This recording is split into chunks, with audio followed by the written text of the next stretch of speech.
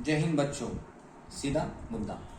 चलो, कल कुछ बच्चों के एग्जाम से तो सोचा दो चार चैप्टर के जो बेसिक कंसेप्ट होते हैं, बेसिक नॉलेज होता है, उसके आधार पे तुम उसको सॉल्व कर सकते हो। उतना भरोसा मुझे अपने आप पे, वही भरोसा मैं आपके अंदर लाने की कोशिश करूंगा। चलो, 17वां chapter, 17 chapter. The name of the chapter is circle. Circle के अंदर क्या क्या है? Chord and arc, chord and arc. ठीक है, चलो सबसे पहले circle. When I speak about circle, एक तस्वीर होती है। किसी को कोई डाउट? No doubt. इसका कोई तो भी सेंटर होने वाला है। देखो तो सही सर, यहाँ पे एक पॉइंट है, यहाँ पे एक पॉइंट है, दोनों पॉइंट मैंने जोड़ दिए तो एक सेगमेंट बनती है, सेगमेंट ए बी। इस सेगमेंट ए बी का नाम होता है कॉर्ड। इसका नाम क्या होता है? कॉर्ड। अब आर का मतलब क्या हो गया? पहले पूरा सर्कल था, अब मैंने कॉर्ड बनाई ना, तो ऊपर का कुछ पार्ट बन गया और नीचे का कुछ पार्ट बन गया।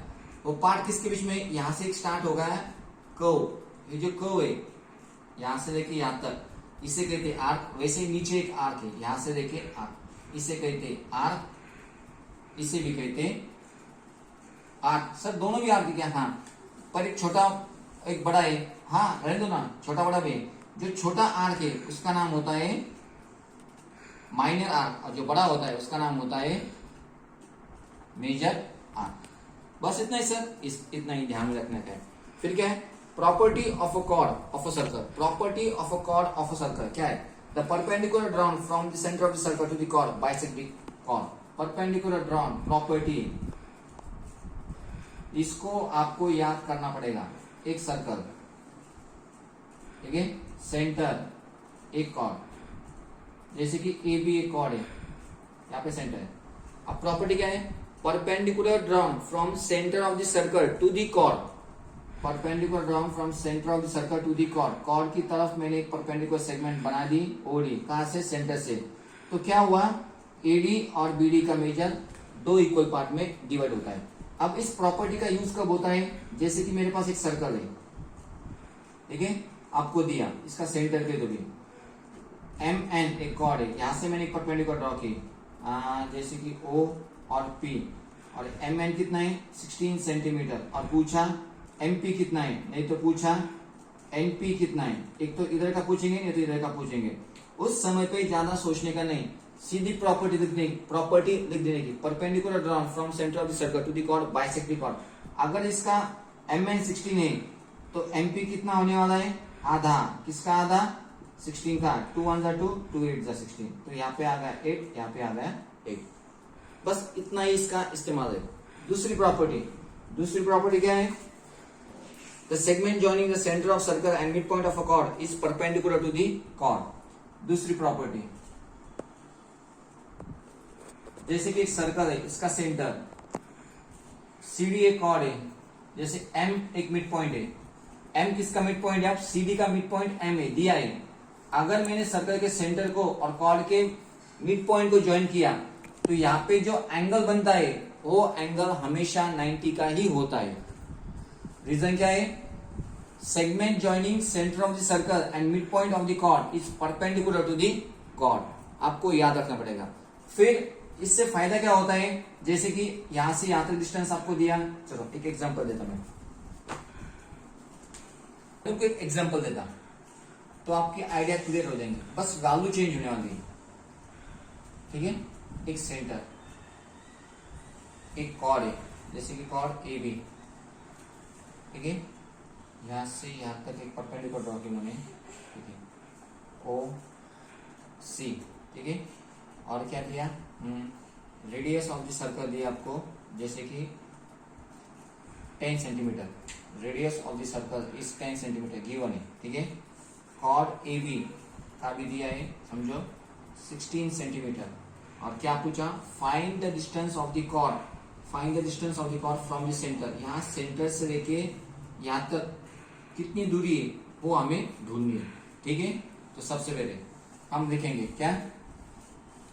Perpendicular drawn from centre of the circle to the chord bisect the chord. आपको लिखना पड़ेगा परपेंडिकुलर, मैं शॉर्ट में लिखता, perpendicular drawn from centre of circle 2 chord bisect the chord, ठीक है। अब ए बी कितना है 16 है, तो ए सी कितना होने वाला है, ए C equal to half of 16, कितना हुआ 2 1 2 8 जा, तो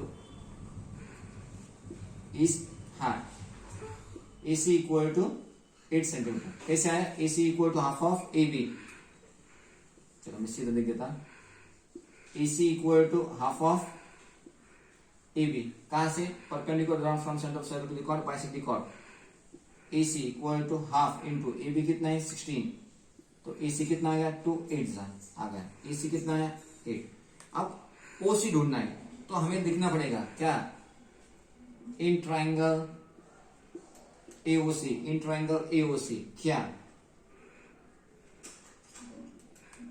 एओ square equal to OC square plus AC square, इसका नामकरण पाइथागोरस थ्योरम लिखना पड़ेगा, पाइथागोरस थ्योरम, ठीक है। ओसी स्क्वायर कितना है 10 स्क्वायर, ओसी कितना है पता नहीं, और एसी कितना है 8 स्क्वायर, चलो 10 का स्क्वायर 100, 8 का square 64 equal to OC square, 100 में से 64 गए, 10 minus 4 6, 9 36 equal to OC square, taking square root on both side, तो ओसी कितना है 6। Distance of the chord from centre of the circle is 6 centimetre. आपको जितने भी प्रॉब्लम्स है बस आपको राइट एंगल ट्रायंगल कंसीडर करना है और पाइथागोरस थ्योरम लगाना है। अब उतना दिमाग आप लगाओ, आपने ढेर सारे सम सॉल्व किए। चलो अब उसमें आखिरी का मुद्दा आपको याद करना पड़ेगा, क्या, minor arc equal to central angle होता ही होता है, 10 तक का माना है, minor arc equal to central angle.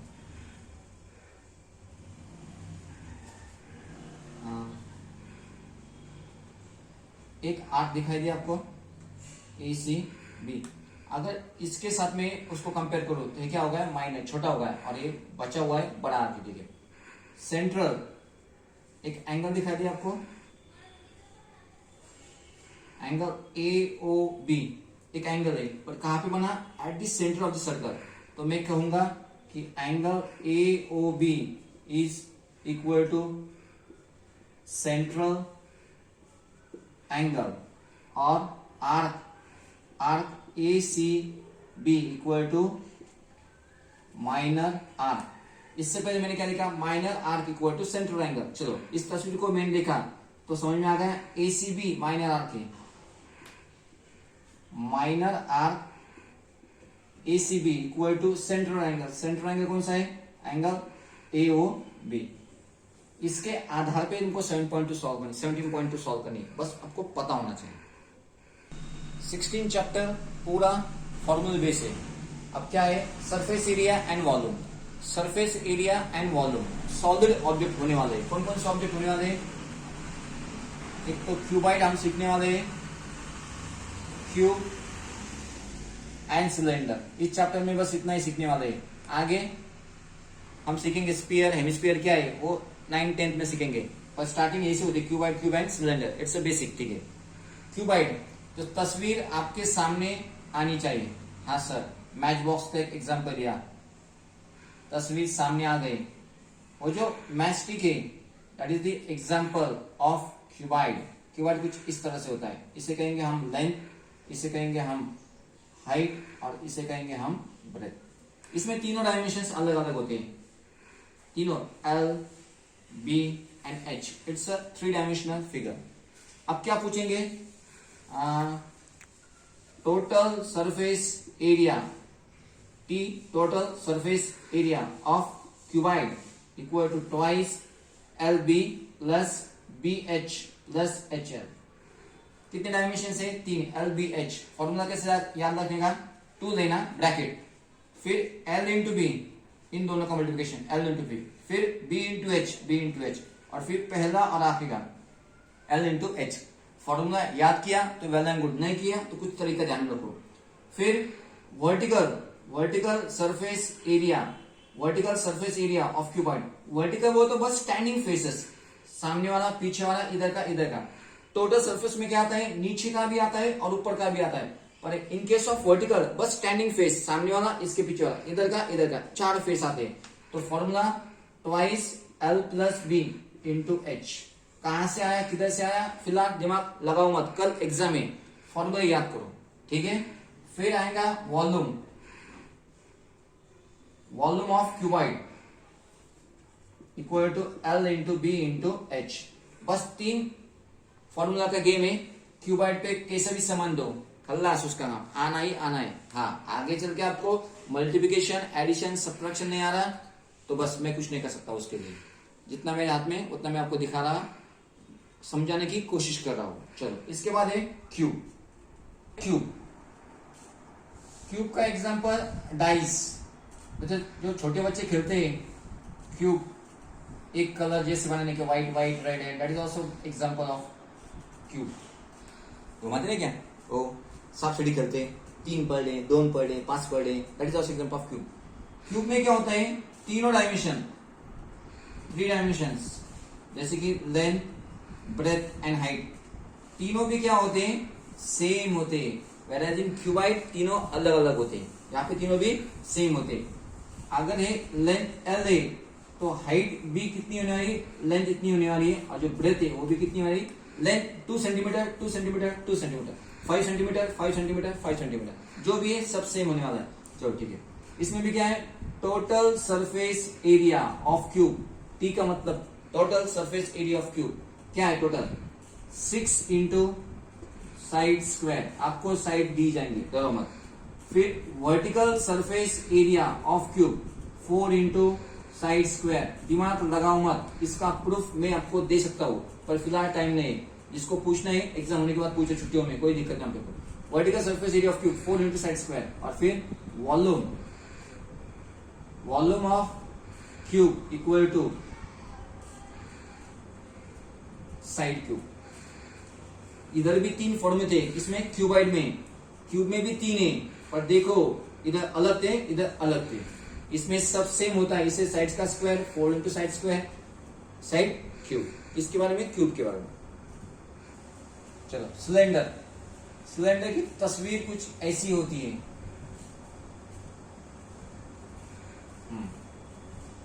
बराबर sir, radius, height, curve surface,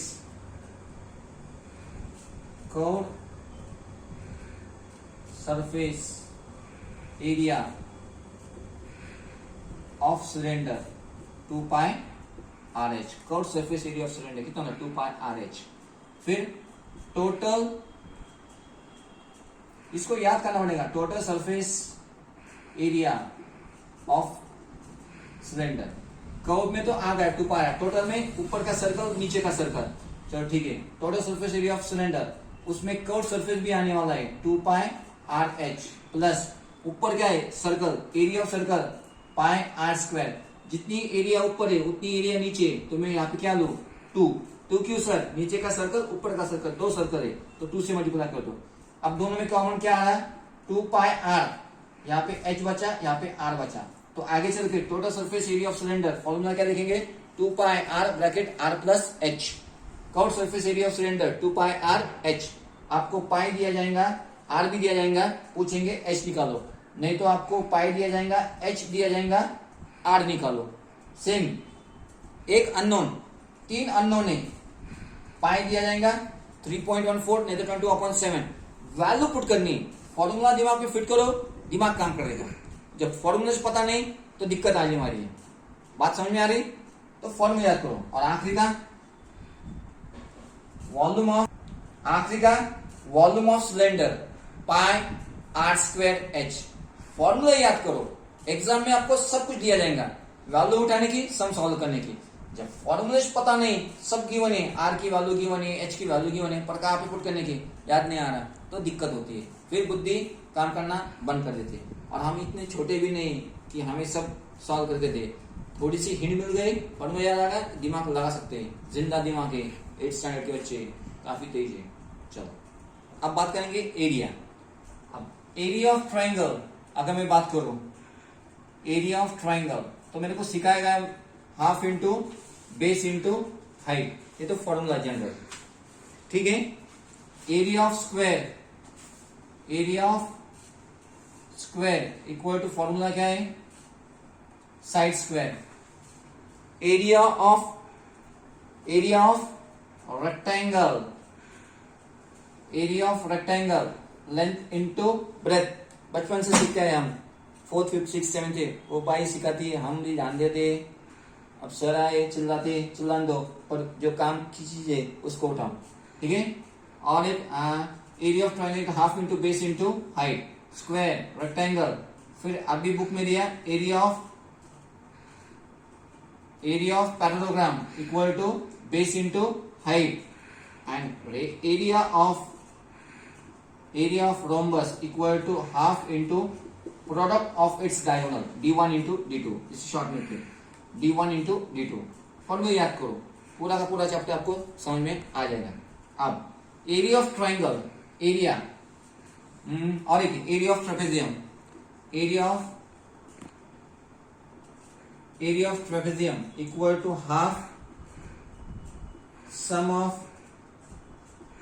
parallel side into height. Formula देख के कोई दिक्कत नहीं, निकालना कोई दिक्कत की बात नहीं, दिया निकाल सकते। जैसे कि एक ट्राइंगल दिया, एक राइट एंगल ट्राइंगल दिया ABC 4 सेंटीमीटर 6 सेंटीमीटर, इसकी एरिया निकालना कोई बड़ी बात नहीं। स्क्वायर दिया और स्क्वायर की साइड दिया 5 सेंटीमीटर, साइड स्क्वायर किया। एक रेक्टेंगल दिया, कोई दिक्कत नहीं, L इंटू बी किया। पैरेललोग्राम दिया, कोई दिक्कत नहीं, बेस इंटू हाइट किया। एरिया ऑफ रोम्बस दिया, कोई दिक्कत नहीं, आपको डायगोनल दिए जाएंगे d1 d2, इसको d1 d2 डिवाइडेड बाय 2 किया। एरिया ऑफ ट्रेपेजियम, कोई दिक्कत नहीं, सब कुछ पता है। Area of half sum of the parallel side, वो तो AB प्लस CD, और आपको हाइट भी दी जाएंगे, वैल्यू पुट किया।